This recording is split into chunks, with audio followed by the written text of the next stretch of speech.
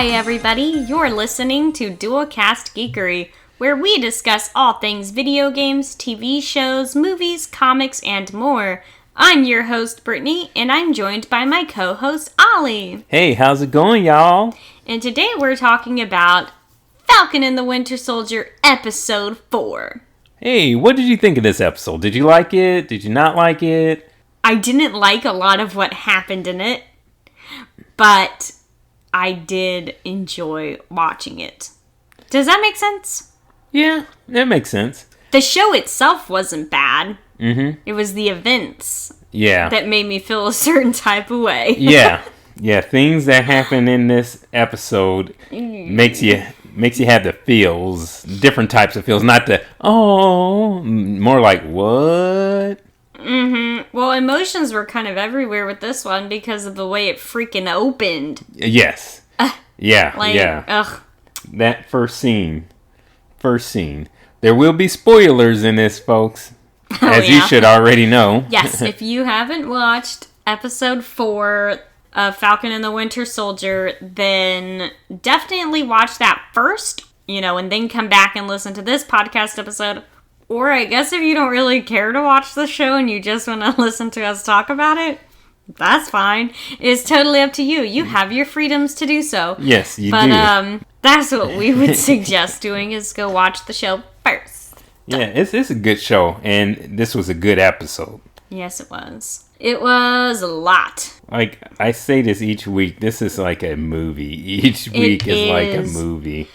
All the work that they put into the choreographing of the fight scenes and stuff. Mm-hmm. Oh my gosh. They put a lot of work and effort into this show. And do you know what? I forget how good of a fighter that Sam Wilson is. I do forget that. Mm-hmm. I think a lot of people do. Yeah. He's a good fighter. Even in the comics, he's been trained by Captain America. So he knows how to fight. He knows how to throw those hands. And I forget about that. Mm-hmm. And I don't know why. Is he the fast runner or is Cap the fast runner? Who bypasses who? I forget. It's Cap that kept running past him and he was just trying to keep up. He's like, no, don't go by me. And Cap just run by him again. And he's like, oh, man. Yeah. Do you ever feel that way when you run? No, I don't feel that way. Because nobody ever passes me. But I guarantee you, if it's Captain America, he'd be whipping me into shape. Like, he would just destroy me. Like a lot of people would destroy me running. I'm not a runner. Okay, well, cool. I don't know. I don't run either. I can't run very well. I run in short bursts because I can't pace myself well. So when I run pretty fast. And then I get really tired quickly. Yeah. I don't know how to do, like those little tiny jogs that some people do where it's pretty much like their walking pace, but somehow they're picking their legs up looking like they're running, but it's so slow. I don't know how to do that very well. I feel like I look so sully when I do that. So I don't like to run because I feel like I got to give it my all and then I only last like 5 minutes. Yeah, that's hard. Running is difficult. So, what else is difficult is Bucky by a bonfire being told all his trigger words and crying up a storm. That's difficult. That's difficult to watch. That was a scene where he just didn't believe it could work. The Dora Milaje, I think her name is Ao. I'm going to stop trying to say. I'm just going to stick with Dora Milaje. I really think it's Io. Io? It could be Io. We'll go with Io. Yeah, that scene is really nuts. Yeah, and we see it takes place in Wakanda 6 years ago. I mean, he's the White Wolf. Yes, and they're doing the trigger words. They're trying to fix and get rid of those trigger words from... I thought you said trickle words, and I was like, what's a trickle word? The trickle-down economics of the word. But the trigger words that induced them to go crazy in Winter Soldier, Civil War. Mm-hmm. And so she's getting rid of that brainwashing. Yeah, they undid the brainwashing for him. which we see that he doesn't think that it's even possible. Yeah, he is so worried. He doesn't believe them that it's going to work. Yeah, he is so worried about it. He's like, no, don't do it. And then you see him tearing up and everything because it's working. And, like, those words don't affect him anymore. This was really emotional. Not that I didn't think Sebastian Stan could be emotional, but, like, that was a lot. That was more intense than I was expecting. Yeah. I don't know about you. I agree. It was more emotional. Something that I wouldn't think that he was going to do. That you wouldn't expect. Yeah. Because Bucky is always very... dead stare. Stoic and just... yeah, like... the whole... emotionless, right? The emotionless dead stare that he gives people. And, you know, we kind of then can see why she feels pretty betrayed by him because, well, Ayo feels pretty betrayed by him because she's one that helped him out. You know, Wakanda helped him out so much. And then here he goes releasing and working with a crazy person that killed their king. Yeah. So you can kind of see why she's so hurt by that. And takes it quite personally. Not happy about it at all. And as we saw in the last episode, she gives him 8 hours. 8 hours to get what you got to take care of, and then they're coming for him, and there's nothing you can do to stop us. That's not much time. No, that's not much time at all. Oh, and I meant to start off by saying this because I feel dumb for not realizing this, and I should have done a little bit more research before last episode. Or one of the previous episodes on our podcast where I said that Bucky broke Zemo out of an American prison. Well, I was wrong with that. I didn't realize that Zemo wasn't in a U.S. prison. For some reason, I thought that he was in that maximum security prison that's off of Rikers Island. You know, the raft. Oh, okay. I thought he was there. And I just wasn't paying proper attention, I guess, because he was actually being kept in a German prison. Okay, yes. So I found that out through some reading, and then I was like, oh shoot, I know that I was talking about when the Dora Milaje came, and we're talking about how they wanted Zemo, and remember I said that I thought that wouldn't the U.S. want him back? Mm-hmm. But it wasn't U.S. at all. Yeah. It was Germany. It was Germany. So. Oh, yeah. My dad. I'm correcting myself on that. And one thing I just thought about, there's no way he was going to be able to break out of the raft unless someone had to break him out, like how Captain America had to go in and break, like, Sam and them out. Mm-hmm. And they had to use people with superpowers to do that, pretty much.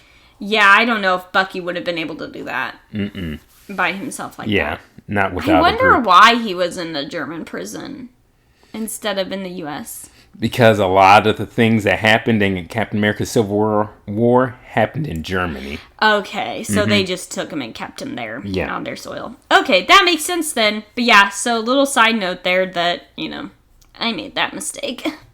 Well, it hurts. It hurts so bad. What? You were wrong! I'm just joking. No. Wrong. It's the first time in my life. So... throughout this episode, we kind of see that Karli is getting in over her head in very major ways. Mm-hmm. You know, I don't think that she's prepared to deal with the consequences and the trickle-down effect that comes with her actions. Yeah. When you're, like, trying to do a revolution or what she's doing... and you're taking lives, things get really serious real fast. Mm-hmm. And she thought that she can handle this, but people don't like it whenever you start taking lives. No. Trying to prove your cause. And that's not the way to do it. Mm-mm. And she needs to learn this. I don't agree with John Walker. And I can't stand the guy. No, I don't agree with him either. So, but at the same time, I can kind of see where he's coming from when he says that she's dangerous and they're not really treating her like she's, a criminal. Yeah. In a way. I kind of feel like they're giving her a lot of leeway. Not that they shouldn't try to bring her in as peacefully as possible, but they seem to almost be making excuses for her in a way. Like, oh, well, she's like a sad young girl that just lost somebody. Well, would we be giving that same grace to someone else? Yeah. You know what I mean? Will we be thinking the same way for Zemo? Right. Like, for their causes, do we feel the same way? Because most villains, a lot of villains, have a reason and have a cause why they do what they do. But she is really being very destructive, and she doesn't have the plans and the power to go with it. Yeah. So it's very dangerous, And just because she's, like, sad that she lost someone, like, that is very sad, and it really sucks, and it is triggering. But is it okay to be making those excuses for them? Like, you can say, well, I want to bring them in peacefully, the way that Sam, attempts to bring her in, that we'll talk about a little later. Like, it's great to do it that way. But you also can't underestimate someone's abilities to be absolutely psycho just because you feel bad for their situation. Yeah.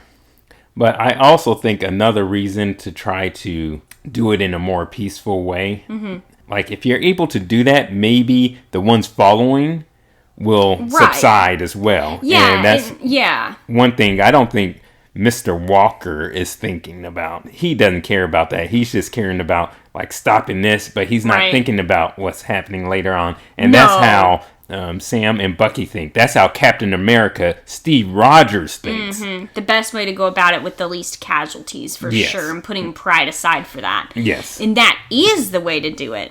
But it's more of the way that they talk about her, like she's not a real threat. Yeah, like she's just a kid. Like, that's what bothers me. Yeah. It's not about the way that they're doing it. It's about the way that they are, like, talking about her. Yeah. Like, 'cause, I agree. yeah, she's probably not the type of leader that should have been for that group.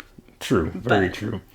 I say that because I heard about, I'm sorry, but there was that article where the actress had said that Karli's goal was good or whatever, but the way she went about it might have been a little bit questionable.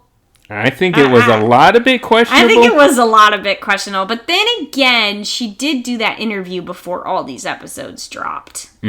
I believe. So she was probably trying to keep things a little bit on, the down low a little bit. But I'm just like, that's not just questionable. It's very questionable. And it's like, to me, I understand, people are getting displaced. And we'll go into that more.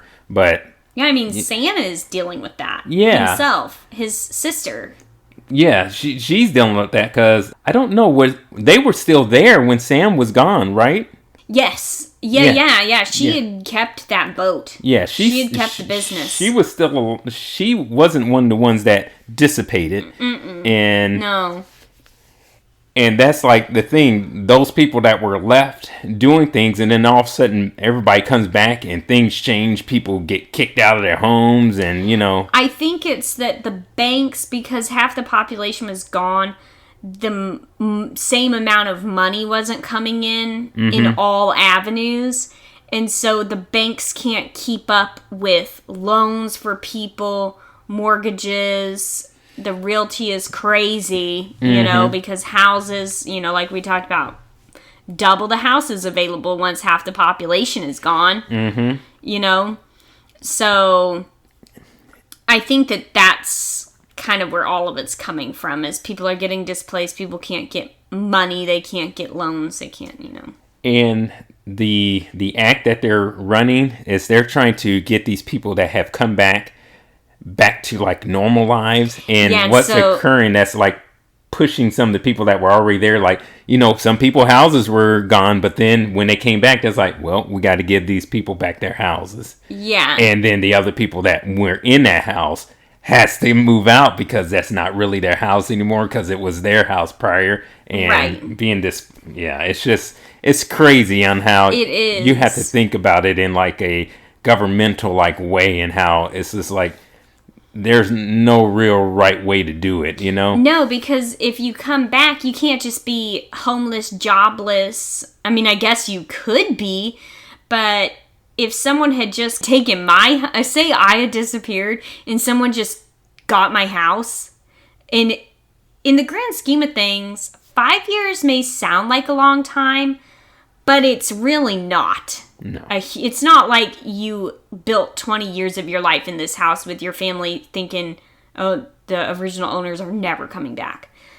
But 5 years, like, if somebody took my home and then I came back and somebody told me I couldn't have it back, I mean, then it's terrible for the person that came back. Yeah, exactly. But then it's also terrible for the people that kind of took the house. But the people, though, this is what confuses me. The people that stayed, that did not disappear, where did they live before? What did they do before? Yeah. They can go back there, right? Yeah, they can. Am I not thinking about this in the right way? Not only that, they have the ability to, like, adapt because they know how the world kind of works, and they're able to, like, they have jobs, they have money, they should be able to do things. They've been here the whole time. Yeah, they should be able to do things. But, you know, it's difficult when you're getting pushed out, and I guess it'd be hard to, like, kind of recover. If you left one place, someone else probably moved in there, or, you know, it's just... I think what I'm struggling with is we haven't seen the inner workings of day-to-day life when the blip happened. The things that we saw when everybody was disappeared was the sadness of, like, Cap and Black Widow and the things that the superheroes were doing. We didn't see the average civilian in what they were doing during the blip. And we also only really saw bits and pieces of when everybody came back, when, like, Monica Rambeau was in the hospital and all that chaos. We didn't get to see much of the long-term effects that were happening in day-to-day life for the average person. Yeah. And that's what's kind of making it hard for me to really grasp where Karli's coming from, I guess. Yeah. I mean, am I missing that? Or do you think that that's kind of something that's been skimmed over maybe a little too much for us to connect with her on that level? I don't think they've gone into it deep enough just yet. And do you think they will? One thing, I hope they do. But one thing I think is kind of, like, in her perspective, is kind of selfish. Well, yeah. Yes, I would agree with that. And because these people, they pretty much just got wiped out of existence out of no way they could control. No. And you're just going to have to adapt with them coming back. I'm sorry. Exactly. That's how I feel about it, but... Because you should be happy that a lot of people are happy that their loved ones have come back. And you being upset that you've been displaced, and, like, I know that's rough and hard, but these people, their loved ones have come back, and they need something. Like, sure, you might be a little displaced, but imagine being gone for 5 years. Exactly. That's real displacement. Well, think about the children that, like, their parents just disappeared, and now their parents are back. They're like, oh, they're like, my parents are back. Yeah, like Ant-Man and his daughter. And his daughter and things like that. So it kind of feels like the people that stayed, some of them, I'm sure a lot of people would just continue staying in their own place, or maybe move into, like, if their parents, like, disappeared, move into their parents' place, right? But I kind of feel like in the case of Karli, I might be misunderstanding her, but I almost feel like they were like, well, we were given things that we don't want to give up, even though they didn't really, like, work for them. Yeah. Like, they kind of really liked the handout, and then they don't want the handout to go away. Yeah. And that is spoiled. Yeah. Like, that's... Anyway, I might get a lot of hate for that. I don't know. But that's just, maybe I'm not thinking about it right. Maybe if somebody has a better explanation about, you know, why you think they're doing this, I don't know. Yeah. Well, I think it's... I thought from the beginning it was selfish and wrong, so... Yeah. But that's just I was me. hoping for a better explanation because it just seemed like nobody's pissed off at Karli like I feel like they should be. Yeah. And even on the news sources on the show, they're like, are they really doing what's right? And blah, blah, blah. It's like, no, they ain't doing what's right. Yeah, it feels like a disconnect for me, and I wish it wasn't, but... Wow, I really veered off. Not really topic there, but, crazy. Yeah. Well, back to the scene, one thing that happened, we see that they're trying to get more information on where Karli's going to be. Mm-hmm. And they know that, there's that funeral. They being the trio. The Zemo, Falcon, and Bucky. Falcon and Bucky. Let's just call them our trio. Yeah, they'll be the trio for now. Except for that one part of the trio that you just don't trust. But yes, the trio. See, I'm kind of starting to like Zemo.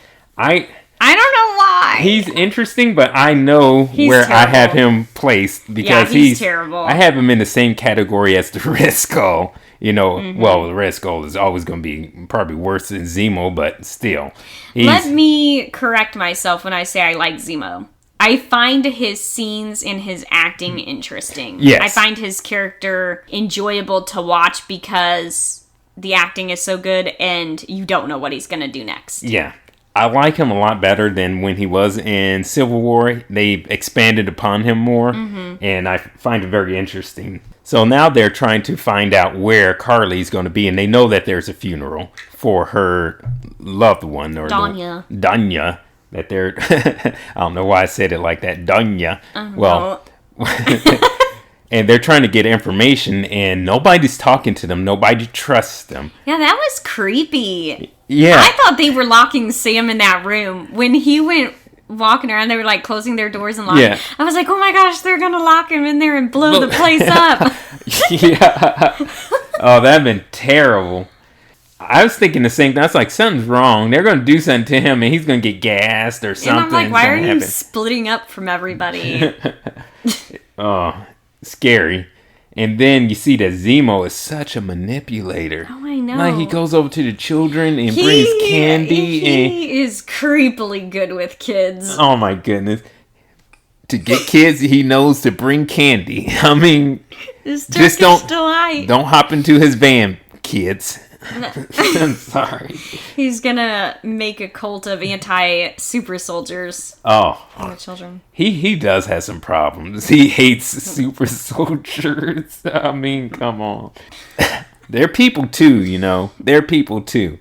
So he manipulates these children and he gets information and he's like, at first, I don't think he's gonna give it over to them. He's like, I'm just gonna keep this to myself, and then I'm going to tell the children these people are bad people. Yeah, he tries to say Bucky and Sam are bad guys. I'm like... Such a manipulator. So bad. So then he kind of gives a little bit of information here and there so that they can find her, and I know he's pretty much using them.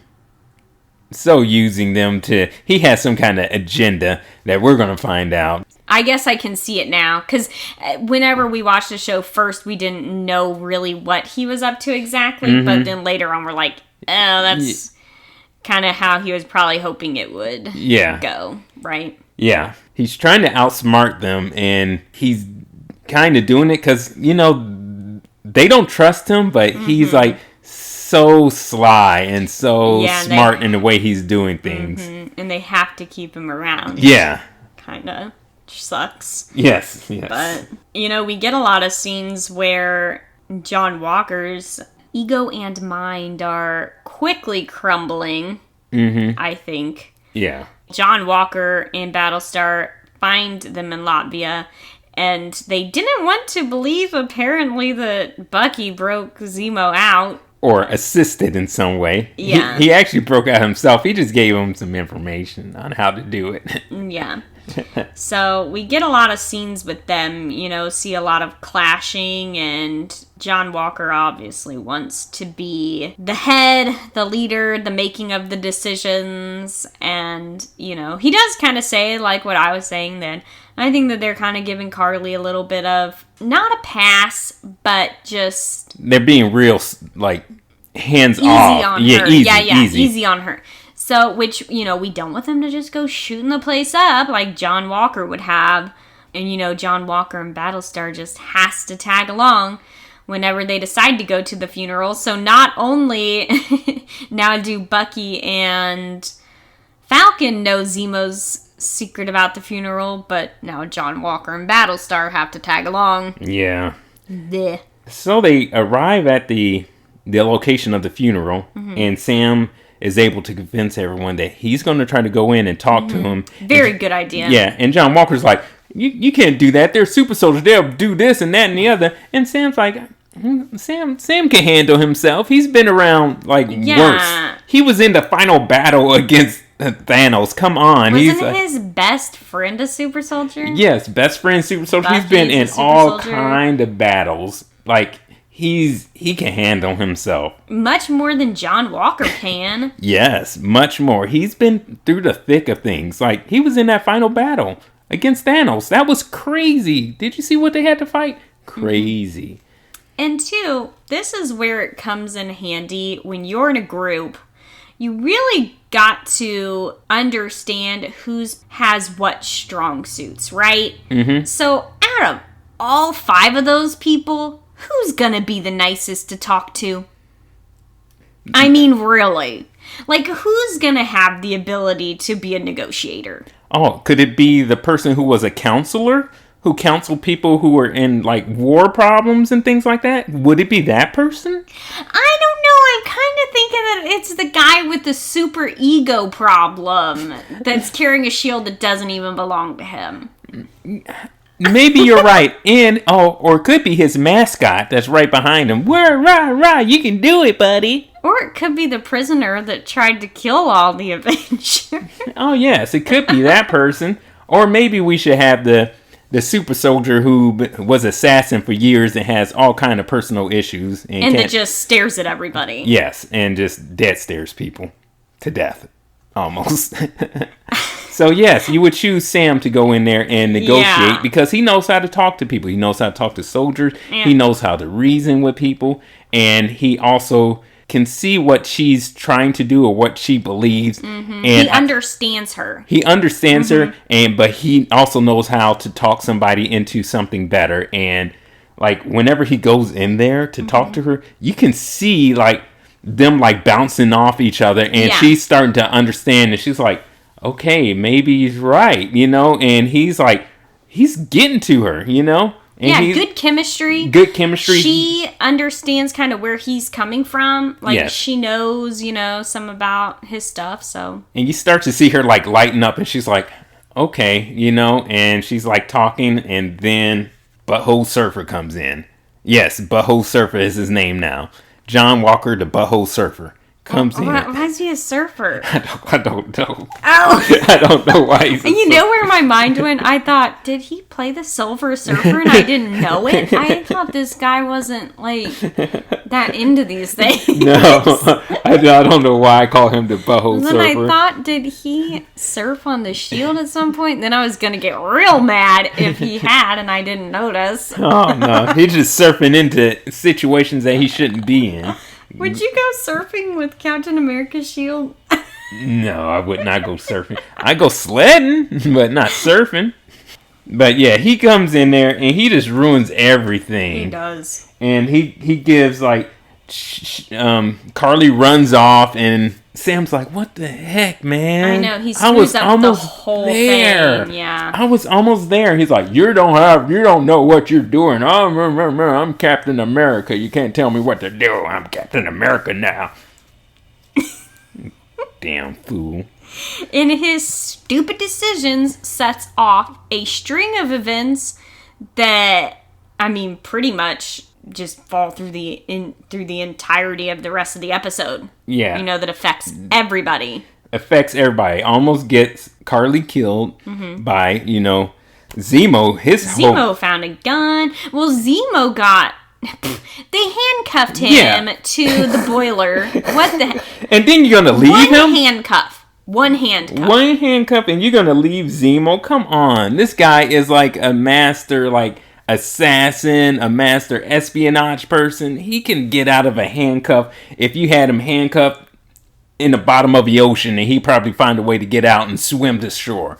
Like, come on, this guy is like a crafty, smart man. He broke out of a freaking prison. Of course he's gonna get out some damn handcuffs, you stupid idiot. One handcuff. One handcuff. Oh, I'm gonna have you handcuffed here. You're not gonna get away. I'm John Walker. I know what I'm doing. You fool. So Zemo finds a gun, and, more than just a gun, he also finds Karli because the rest of them are all too busy, arguing and running and getting attacked by the others, and he shoots her, and then what happens? We see the super soldier serum, and then he starts to tap dance all over that serum. I know. You're thinking, like, at first she's like, oh no, he's gonna take it. It's like, no, he don't believe in that. And you see him just dancing all over those things, crushing them. He don't want no more super soldiers, and he wants her dead because she's a super soldier, and because of what she's fighting for. Yeah, what she's fighting for, and she was giving people that super soldiers. And he hates super soldiers. We know that. And then, of course, what else happens? Well, his dancing didn't get knock everything them all out. Because John Walker throws and hits him in the head with his shield, and it's like, ooh, I found one. Let me put it in my pocket. It's like, let me steal this super soldier serum. I'm gonna use this, and I'm gonna get powers. I'll be just like the real Captain America. No, you're a fool, and you're stupid. It was a real opportunistic moment, Yeah. Real creep. So we had talked about this before. I'm sorry that I'm being so mean about it. No, he's terrible. And I can't believe if anybody could think he wasn't. I just don't get it. Oh. But this was something that we had talked about in a previous episode before. We said that we didn't know if they were going to go down that route. We knew in the comics that John Walker and Battlestar both take the super soldier serum eventually. In the comics, they got him from the power broker, though. Yes. So, they kind of changed things up a little bit. I didn't know if they were going to go down that route. I remember we had talked about that. We didn't know if that would be something in a future movie, or if they kind of wouldn't even talk about it much. But, because you just never, there's so much in the comics, and you just don't know what they're going to do. But they did it. Yeah, him picking that up, then you're like, okay, he's going to take it. I mean, from that scene, you're kind of thinking he might sort of go back and forth with himself a little bit. Yeah. But he has it in his pocket. They're going to do something with it. Once they're kind of nursing their wounds from Zemo tap dancing on the serum and them losing Karli and just that whole thing going completely botched, we wind up back at Zemo's place of comfort. Yes, and that's not so comfortable anymore. Because now we got Battlestar and Captain Not So America there. Ew, I refuse to call him that. He's not. He's John Walker. And John Walker's like trying to dictate things, and he's like, I'm doing this, and I'm taking Zemo with me, and I'm just the big man on campus. I have this shield. I answer to no one. See, I don't like that when people, in general, it's a personal thing. I just really hate it when people charge in acting like they call the shots of everything when they're not even, invited. And they're not invited, and they're not even on that level. No, they have nothing to do with any of it. Ugh, it's so stupid.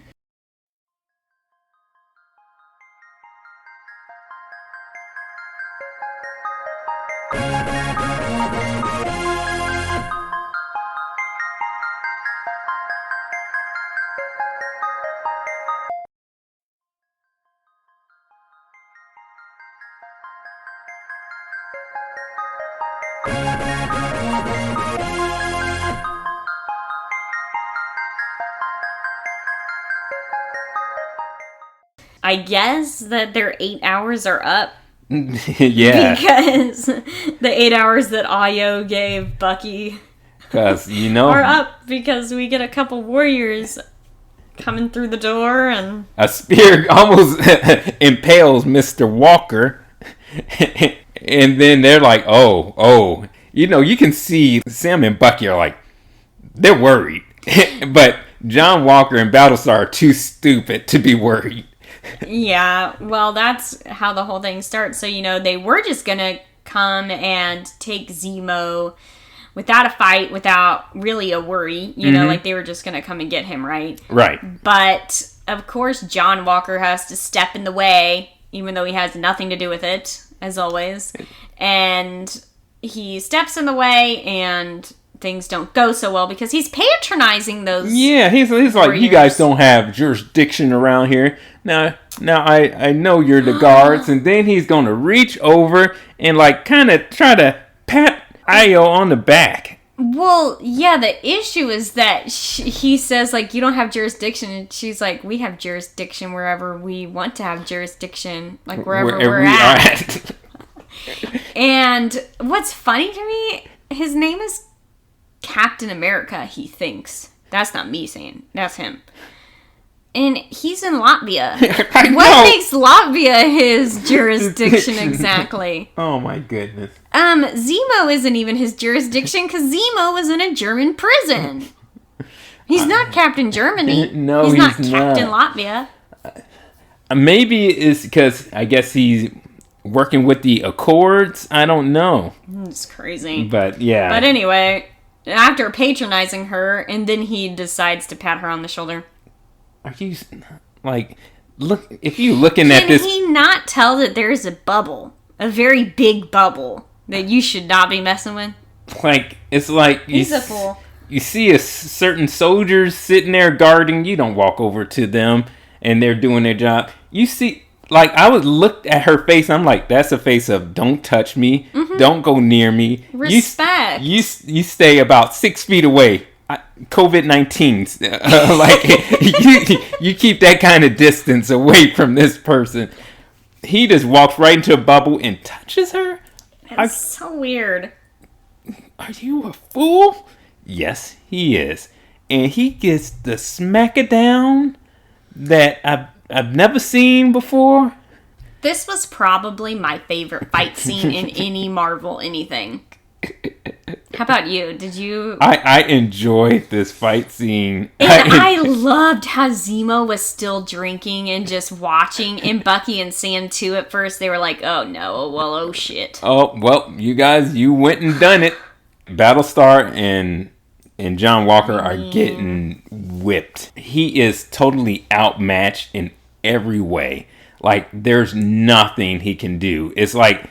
They are so above him in fighting that they're about to kill him. They're about to put him down, and Bucky and Sam actually have to get involved to save him. Yeah, they had to step in, for sure. And then they are getting their butts whipped too because of it, because of his dumb decision. And they know how to take off Bucky's arms. That was kind of disrespectful. They had to do it, but it kind of was like really below the belt. Yeah, it's kind of like she's like, get on out of here. He was like, I was like, what is she doing when she kept hitting his shoulder? Yeah. I thought, does she not remember that? Because there is a place like that you can hit that really hurts, like around in there. And I thought, does she not remember that that's cybernetic? Yeah. But it was her. She knew how to disengage it. Yeah, she's like, and then it's like, boop, boop, boop.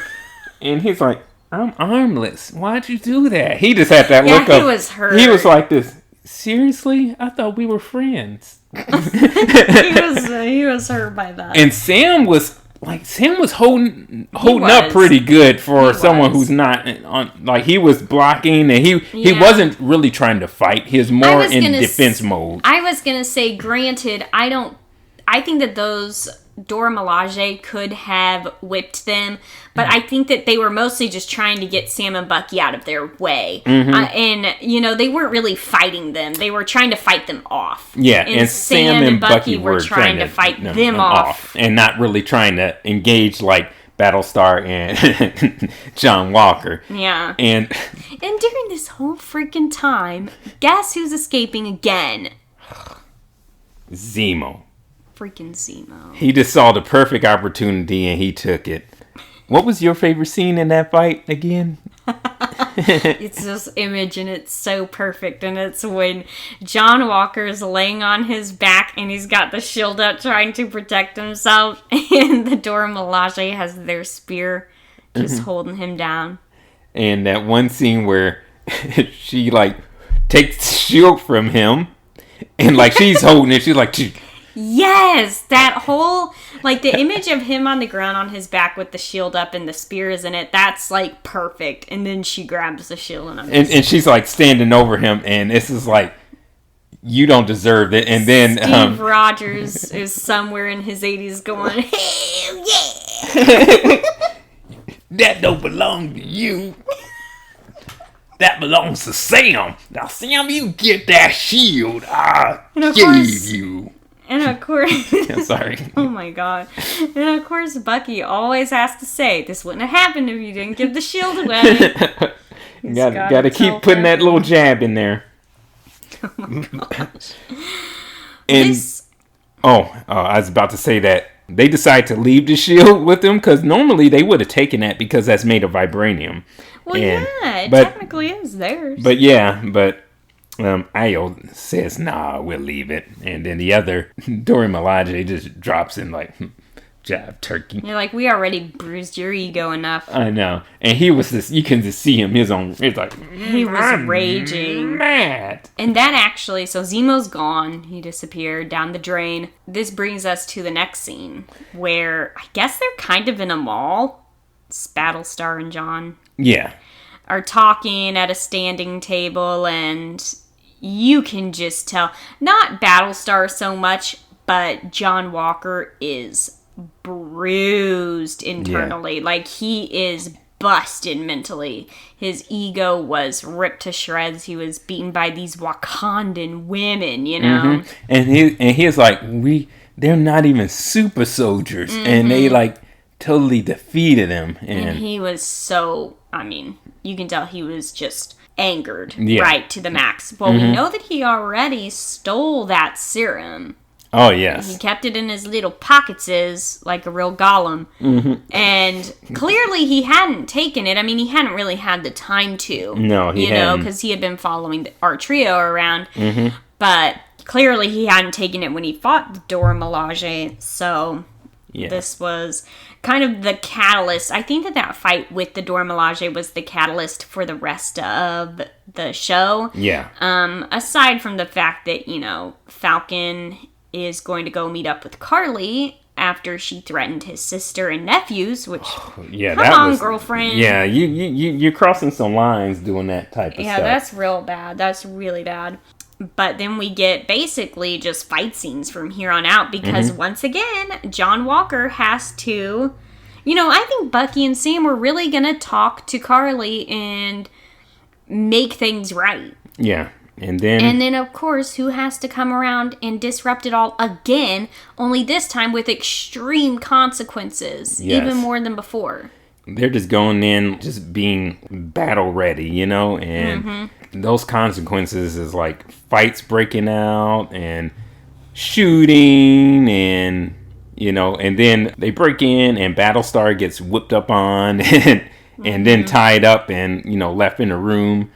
Well, we learned pretty quickly from this scene that John's already taken the serum. Yes. It's obvious that John has and Battlestar hasn't. Yes. Because he's throwing people, you know, people that are super soldiers. He's beating them up real bad. Yeah, he's beating them up and he's knocking them to the side and he's like throwing them. Yes, John is like, you can tell that he has the super soldier serum and he's using it to the best of his ability that he can. And like, he's pretty brutal with it, you know? But because Lamar hasn't taken it, Battlestar hasn't taken it, who is it that... It all happened so fast. Who's the one that actually knocked him up against that pillar? Oh, yeah. Whenever they get into that real battle, it was Karli. Okay. Because they're all fighting against... they're all in the room. Captain America... America. John Walker... Falcon and Bucky, they're all in the room, they're fighting and everything's just crazy, and then Karli is going in for, I believe, the kill shot. She's planning on getting rid of John Walker. That's their goal, to get rid of him. And then Battlestar, he escapes and like lunges and saves him, and then he's like fighting with Karli, and Karli kind of like she's a super soldier, but I think she forgets that she has how much power she has, and she like hits him so hard, and he flies up against the pillar, and he just crumbles. They think that he's dead. Mm-hmm. John, and we'll come back to that in just a little bit, because I have some things to say about that. Mm-hmm. But John Walker goes absolutely ballistic after he feels like Battlestar is dead, and he chases that guy. I don't even know that guy's name. It's Karli's other right-hand man that's not Dopage. Yeah, but you notice, like, whenever that happened, like, it seemed like they all freaked out. Like, the flag smash, just like, that wasn't supposed to happen. Well, and once again, consequences of their actions that they weren't expecting. Exactly. Ugh. So then they take off running, and, of course, John Walker and everybody's chasing them. And well, John Walker's chasing that guy, and then everybody else is chasing John because he's going crazy. Mm-hmm. Yes. And he is screaming at the guy, "Where is she? Where is Karli?" And the guy doesn't know, and the guy keeps saying, "I didn't do it, I didn't do it." Yeah, he hits him, he throws his shield at him when he's running, hits him like way in the back as hard as he can. Like, if that's a normal person, that person would have probably been paralyzed or died or something like that, how hard he hit him. And then he's on there, he's like, "I didn't do it, it wasn't me." And, okay, let's put Captain America Steve Rogers in this scenario. What would he have done if someone's on the ground and they're pleading? It's like, "It wasn't me, I didn't do it," and stuff. He would have been like this, "You're under arrest," and would have restrained this person and took him for further questioning, you know, which, you know, is what you're supposed to do. But what did this guy do? With tons of onlookers recording on their phones. With Captain America's shield. And the Captain America logo all over him. He goes and beats this man to death. I mean, there's no way that guy's alive. No. Did he cut off his head? It's Disney Plus, so they can't show it. Yeah. But they didn't show the head. And they just showed the body. And the blood. On the shield. They didn't show the blood, like, on the guy. No, really. they showed a little bit of blood, like, yeah, but not like, you know, the boys. Yeah. Oh, if it was the boys, we would have saw that. That image of the shield, like, the blood on Cap's shield, that was a huge OMG moment. Yeah, that was, like, pretty chilling to see the captain mantle in the hands of a downright psycho. Yeah, and you just see everybody's like, wow, and they're like looking on, and Sam and Bucky are like amazed too. They're like, "I can't believe he just did that." Yeah, that's gonna have all kinds of consequences, not only like to the shield, to just like to America, to the it's just gonna look it's gonna look to so the bad. Flag Smashers. How are they gonna take that? Oh, people are gonna like praise them now. They're like, "Oh, he just killed a person in cold blood." That kept saying, "I didn't do it," and that was unarmed. Well, to them, you know, I know he's really strong, but so is John, so whatever. But they're gonna see this man that's like, "I didn't do it, please, it wasn't me," and that's the only thing you see. And then he's like, "This person was helpless on the ground. He had his hands up like this." Man, that is so wrong.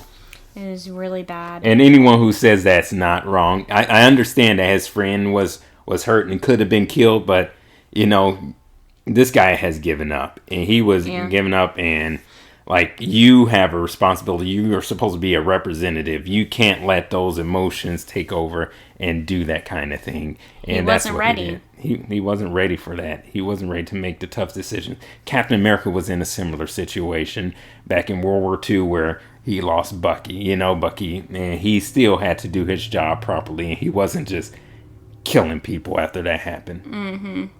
And him and Bucky were like super bros, I'm sorry. Right. Like childhood friends. So, So I kind of want to go back to something about Battlestar. Yes. John felt his pulse, and I'm guessing that led him to believe that he was dead. Mm-hmm. But I'm not so convinced that Battlestar is dead. Are you? I'm not really convinced, but, you know, that may change next episode. It could. He is, but I know that he has kind of further responsibilities in the comics, like Yes. further character development and stuff. Yes, he does. So, and I also know that Battlestar took the super soldier serum, but that was when John and Battlestar took it together from the power broker, I believe, right? Yeah, I think so. It is a different type of storyline. You know, they changed some things, but possibly one of my predictions is that maybe they get more super soldier serum and it brings him back. Like, maybe he's gonna be almost on life support or something, and then they somehow find another vial, or somebody had another vial, and, you know, I don't know. And maybe they can administer it in some kind of way he gets it. I'm not sure if they'll go that direction. I don't either. Yeah, it'd be cool if they did and some kind of way worked it out. But I mean, I didn't want Battlestar to die. No, I didn't want him to die either. But I did want him to shut his face. Yeah, he's kind of like a yes man. Yeah. To John. He's said some stupid things, but he's never done to the degree that John Walker has. No, he doesn't have the ego that John Walker has. Mm-mm. Like, he got an ego, but it's not like at John's He's more level. of a sidekick ego than anything. And it's kind of like that, the previous episode, whenever they was acting like Falcon was a sidekick, and Falcon's like, I'm bouncing. Oh, yeah. It's like Battlestar has taken up the trait of a sidekick, and he loves it. You know? And Falcon was like, I never really saw starting out as being Cap's sidekick. No, he was his friend. And he decided that, he said, well, let me help you. And he decides to help his friend. Yeah. And he wasn't just there to like, yeah, you can do it, Cap. Cap. Yeah. No, Falcon is his own, very much so. I mean, he flies, for heaven's sake. Yeah, and he flies good. Like, you would almost think that he had some type of superhuman abilities the way he flies. He must have some kind of quick eye reflex or something. He might have played a lot of video games in his past. Probably. With that hand-eye coordination. I know, hand-eye coordination. Wing-eye coordination. Yes. Well, I think that's pretty much all I have to say about this episode. Yeah. It's just... Yeah, that ending scene and that visual of the blood on the shield and him just standing there. And I was like, he just tainted that. Yeah. So. Long story short, OMG. Yes. We only have 2 more Falcon and the Winter Soldier episodes. Yeah. Oh, no. What's going to happen? How they going to wrap things up? I don't know. We're going to have to wait and see, I guess. Yes. Which is exciting. It Did is. you have anything else to add, or? There's nothing else I could think of. All right. Well, thanks for tuning in and listening, guys. We hope you enjoyed this episode and that you have been enjoying Falcon and the Winter Soldier. If you have anything to add to our discussion or anything that you would like to discuss, you can email us at dual-cast-pod@gmail.com. That's dual-castpod@gmail.com. Or you can find us on Twitter and Instagram at Dual Cast Pod. That's DUALCASTPOD. And we will see you guys next time. Yeah. Whoop whoop. Bye.